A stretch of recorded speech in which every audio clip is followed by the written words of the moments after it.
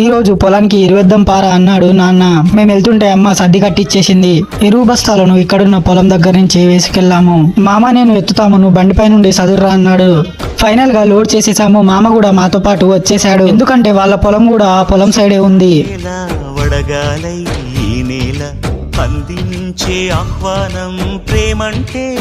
అరే పట్టాలు ఆ పొలం దగ్గరనే మర్చిపోయాను, తీసుకురా పోరా, నేను బస్తాలు దించుతాను అన్నాడు. నేను పట్టాలు తెచ్చి పరిచాను. అడుగు యూరియా బస్తాలు ఓపెన్ చేసి వాటిని కలపడం స్టార్ట్ చేశాము.